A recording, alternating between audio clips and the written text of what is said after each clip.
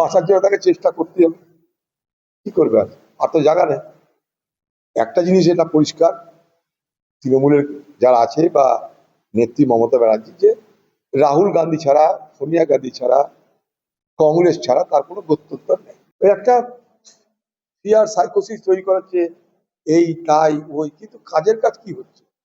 কটা বাংলাদেশি তা জানা নাই, কটা রোহিঙ্গা তা জানা নাই, কোথায় গেল তা জানা নাই। আসতে পারে, কিন্তু তাদের জন্য তো আমাদের ভারতবর্ষের গোয়েন্দা বিভাগ তৎপর থাকা উচিত, আমাদের খবরাখবর বেশি থাকা উচিত, সেই পরিকাঠামো আরো দক্ষ যোগ্য হওয়া উচিত। শুনছি তো অনেক কথাই, কিন্তু কাজে কি হচ্ছে আমার জানা নাই। শুনলাম সব বাংলাদেশিদের তাড়িয়ে দেওয়া হবে, ওটা বাংলাদেশি গেল, আওয়াজ উঠলো, হল্লা হলো, আলোচনা হলো, সব থেমে গেল যেমনকার তেমন।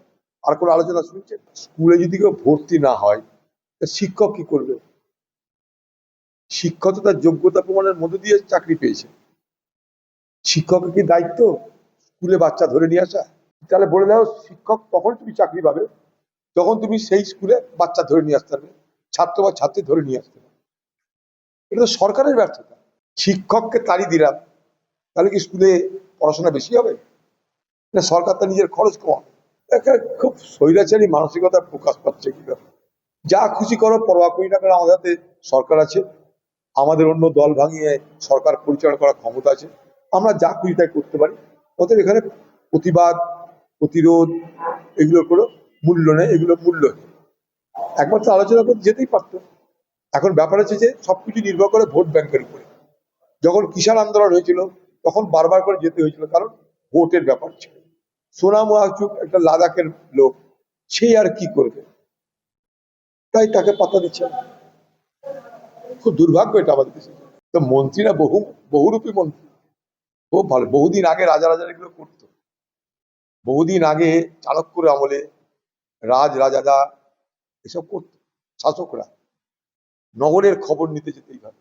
এখন হয়তো সেই শাসন ব্যবস্থা আছে, তাই ছদ্মবেশে বিনা বেশে ঘুরবে, ছেলে থেকে মেয়ে, মেয়ে থেকে ছেলে হয়ে ভালোই লাগছে। বিজেপি পার্টি কাকে জোর করছে? এই যে এত দলে দলে তৃণমূলের এমএলএ, দলে দলে তৃণমূলের এমপি সব বিজেপিতে চলে যাচ্ছে, কোনো জোর দেখতে পাচ্ছেন বাইরে?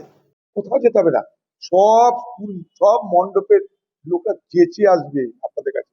কোথাও আপনাদের যেতে হবে না, বলতে হবে না, কিচ্ছু করতে হবে না, ইশারাই কাফি।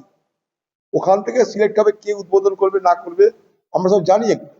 করুন, এটাই হবে এখন বাংলায়। দিদি যা পথ দেখিয়েছে সেই পথ আপনারা অবলম্বন করুন। কন্ডিশন করা আছে, যারা ভেগে এখানে আসবে বিদ্রোহীতে, প্রথমেই অভিযোগ খাড়া করতে হবে। মমতার দলে যখন ভেগে যারা যেত অন্য দল থেকে, তাদের স্লোগান কি ছিল? উন্নয়নের জন্য এসেছে। উন্নয়নের জায়গা পাচ্ছিল না, তাই উন্নয়ন করতে গেছে। এরা তখন কি বলতো? রাস্তায় উন্নয়ন দাঁড়িয়ে আছে। ঠিক আছে, তো এখন এদের জন্য আরেকটা বলি পাঠা পাওয়া গেছে, খোকবাবু। ঠিক আছে, তাকে এরা বাঁচিয়ে রাখবে, তাকে এরা কিছু করবে না, তাকে জিয়ে রাখবে, হবে না গাল দিতে পার সুবিধা হবে। তাই এত অভিযোগ, কিন্তু খোকাবাবু যেমন আছে তেমনই আছে, তার কিন্তু কিছু হচ্ছে না, তাকে কিছু করবেও না। যারা অপরাধী বাঁচার জন্য তারা এইসব দ্বীপে থাকতেই পারে।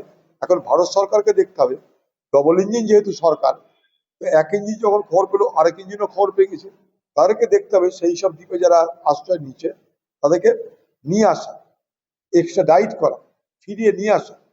সেটার উপরে নির্ভর করবে আমাদের দেশের যে রাষ্ট্র ব্যবস্থা, তাদের দক্ষতা। তারা যখন জানতেই পারছে যে সেই সব দেশে অপরাধীরা আছে, তাহলে তাদেরকে নিয়ে আসার ব্যবস্থা করে। এটার জন্য কিন্তু আন্তর্জাতিক ব্যবস্থা আছে, আন্তর্জাতিক আইন আছে।